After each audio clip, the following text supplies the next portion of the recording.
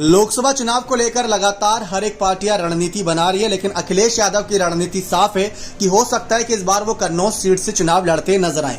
लेकिन आजमगढ़ सीट का क्या होगा, जिससे 2019 में उन्होंने चुनाव लड़ा था और 2014 में इसी सीट से नेताजी ने यानी मुलायम सिंह यादव ने चुनाव लड़कर जीत हासिल करी थी। उससे पहले ये सीट बीजेपी के पास थी, तब नेताजी ने ये सीट बीजेपी के हाथों से निकालते हुए समाजवादी पार्टी की ओर लाए और इसी पर जीत बरकरार रखते हुए अखिलेश यादव ने आगे सिलसिला बढ़ाया। लेकिन 2022 में अखिलेश जब विधानसभा चुनाव में उतरे, वहां जीते, फिर उन्होंने सांसदीय सीट से इस्तीफा देकर यहां पर जब दोबारा उपचुनाव हुआ तो धर्मेंद्र यादव को 8000 से ज्यादा वोटों से हार का सामना करना पड़ा निरहुआ यादव के खिलाफ। एक तरफ सुब्रत पाठक हैं जो कि कन्नौज सीट पर पिछले चुनाव में डिंपल यादव को हराए थे, एक तरफ निरहुआ यादव है जिन्होंने 2022 के लोकसभा उपचुनाव में हराया था धर्मेंद्र यादव को, यानी दोनों ही सीटों पर समाजवादी पार्टी की पिछले चुनाव में हार हुई है। तो अखिलेश के लिए बड़ी चुनौती है, लेकिन अखिलेश यादव इस समय कन्नौज सीट को प्रायोरिटी दे रहे हैं और उन्होंने साफ एक तरीके से खबरें भी ये कह रही है कि 3 लाख मतों से उस सीट पर जीत का दावा भी ठोका है। लेकिन आपको याद दिलाएं आजमगढ़ सीट के बारे में, जहां से निरहुआ यादव 2022 में चुनाव जीते।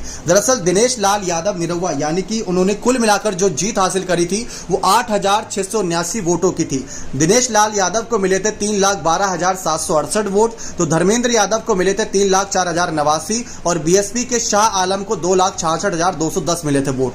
लेकिन 2019 में जब अखिलेश यादव इस सीट से थे तो अखिलेश यादव को 6,21,578 वोट मिले थे, तो वहीं दूसरी तरफ बीजेपी को मिले थे 3,61,704 वोट।